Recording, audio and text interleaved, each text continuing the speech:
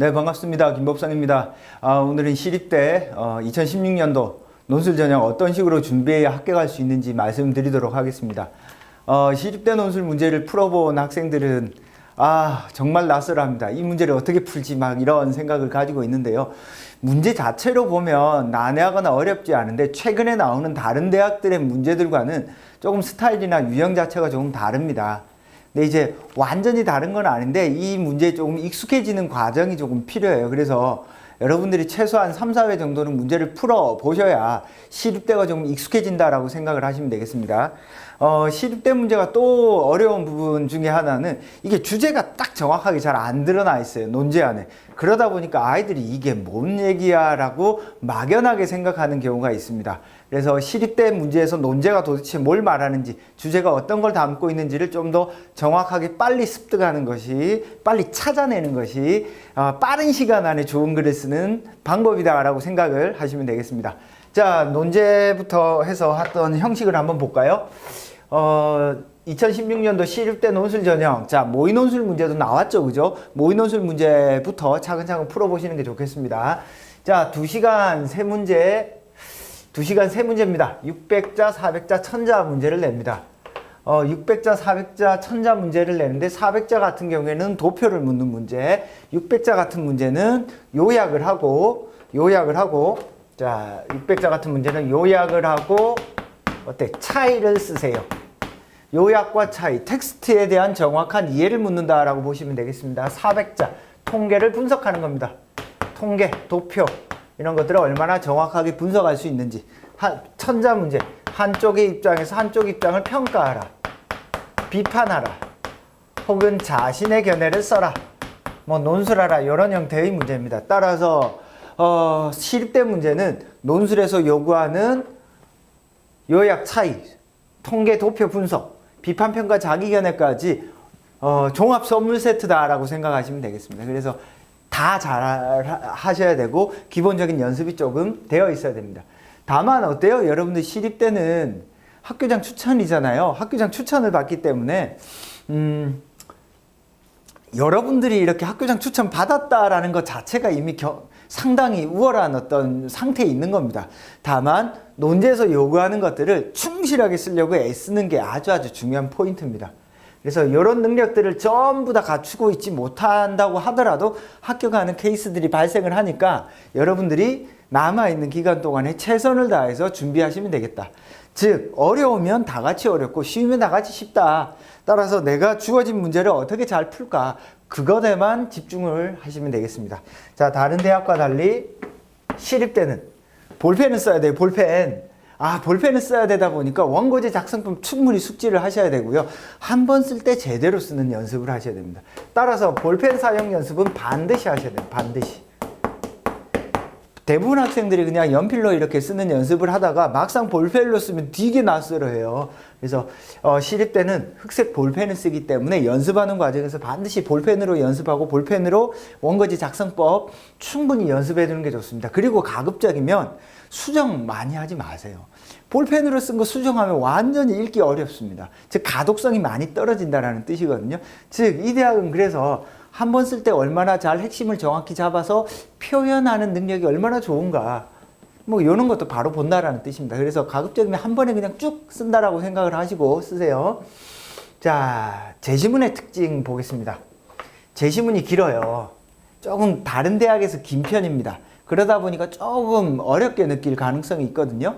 그래서 제시문이 길기 때문에 학생들이 뭐야 하다가 그냥 제시문 읽다가 시간 다 가는 그런 경우가 있습니다. 다행히 올해 2016년도 모의논술 문제에서는 이전에는 가나다라 혹은 더 마바사까지 예전엔 마바사아까지 나왔는데요. 이번 문제는 가나다라 4개의 제시문으로 나왔더라고요. 제시문이 조금 깁니다. 그래서 제시문에 대한 어떤 정확한 독해를 압축적으로 함축적으로 딱 정확하게 하는 연습을 하는 게 필요하고요. 논제에 쟁점을 이렇게 직접적으로 제시를 하지 않습니다. 그러니까 이 주제가 제시문들이 어떤 주제에 관련된 것이다. 즉 시립대가 어려운 이유는 이 쟁점이 정확히 언급되어 있지 않다 보니까 제시문은 길고 이거 뭔 소리야, 더군다나 제시문이 주로 어떤 거예요? 제시문의 스펙트럼이 아주 다양합니다. 동양 고전, 동서양 고전. 읽어도 무슨 말인지 잘 이해가 안 되는 동서양 고전.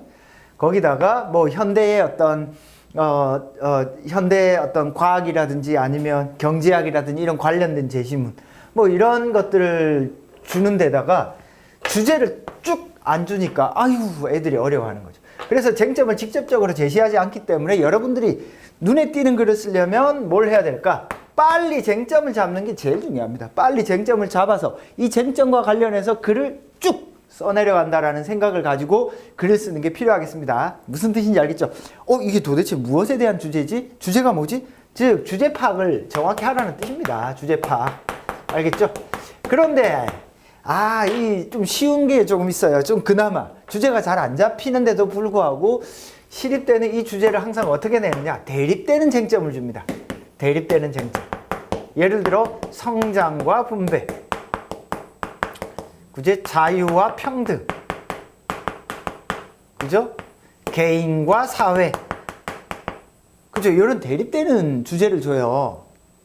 대립되는 주제 엄청 많잖아요. 효율성과 형평성, 개발과 보존, 이런 대립되는 주제들이 이때까지 나왔던 문제들의 큰 틀이다. 그러면 여러분들이 의식적으로 와우, 이 주제는 처음 읽을 때부터 무엇이 대립되는 어떤 주제가 뭘까? 어떤 가치와 어떤 가치가 충돌하는가? 즉 대립되는 쟁점을 찾을 때는 반드시 추구하는 가치와 가치의 충돌입니다.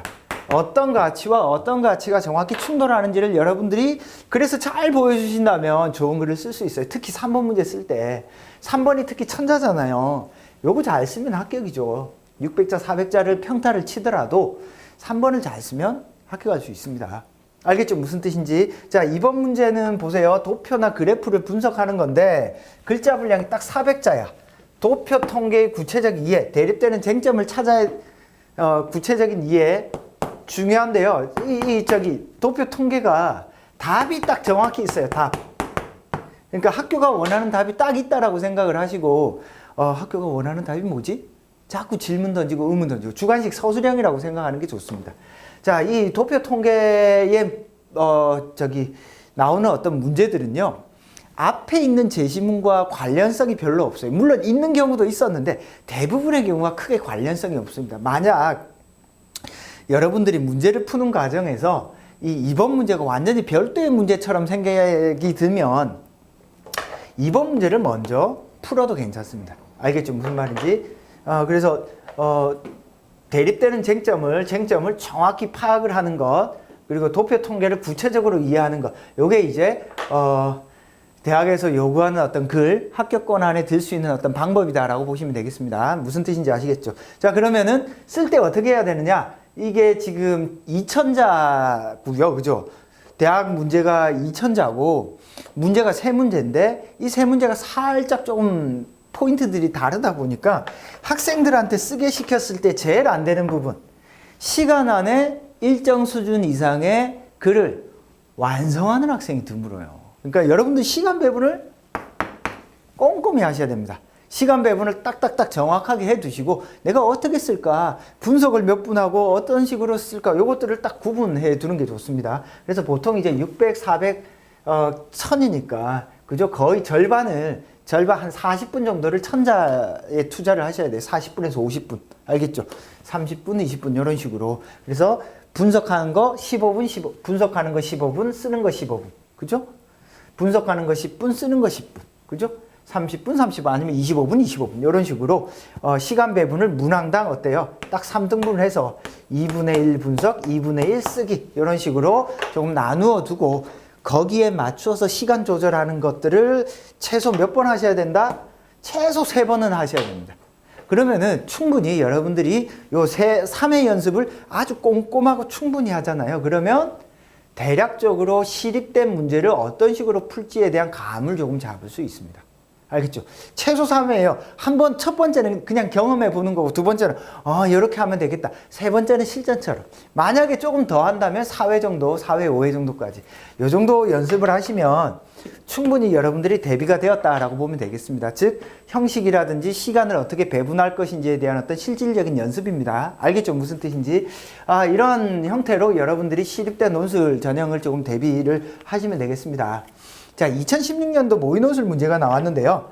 2016년도 모의논술 혹시 보셨어요? 2016년도 모의논술. 2016년도 모의논술 주제가 마찬가지로 제가 방금 말한 것처럼 어떤 특정한 주제나 쟁점이 이게 논제안에 잘 안 드러나 있어요. 여러분들이 모의논술 문제를 딱 보는 순간 혹은 2015년도 문제도 그렇고 14년도 문제도 그렇고 문제 푸는 순서는요. 대략 2016, 2015, 2014 이런 식으로 풀면 됩니다. 저도 이제 그 파이널 강의를 이런 순서로 지금 찍을 생각이거든요. 이런 형태로 여러분들 풀어보시면 되고 이렇게 푸는 과정에서 반드시 첫째도 둘째도 뭘 빨리 찾으라고요? 쟁점을. 주제를 빨리 찾으세요. 대립되는 주제 쟁점. 그리고 이 둘이 추구하고자 하는 가치가 어떻게 다른가. 이걸 빨리 찾아서 의식적으로 찾는 연습을 3년치를 풀면서 하면 됩니다. 2016년도 모의논술 문제와 15년, 14년, 13년도까지 어떤 문제 패턴이나 경향이 크게 달라지지 않았어요. 따라서 여러분들이 충분히 시립대에서 나온 기출문제만 풀어본다고 하더라도 충분한 연습이 될 것 같습니다. 무슨 뜻인지 아시겠죠? 2016년도 시립대 논술 전형은 어떤 식으로 대비해야 될지 간략히 말씀드렸는데 어떻게 좀 도움이 되셨나요? 너무 두려워하지 마시고 차근차근 최소 3회 정도 연습한다라는 생각을 가지고 시험장에 가시면 될 것 같습니다. 무슨 뜻인지 아시겠죠? 자, 설명은 여기까지 드리겠습니다. 감사합니다.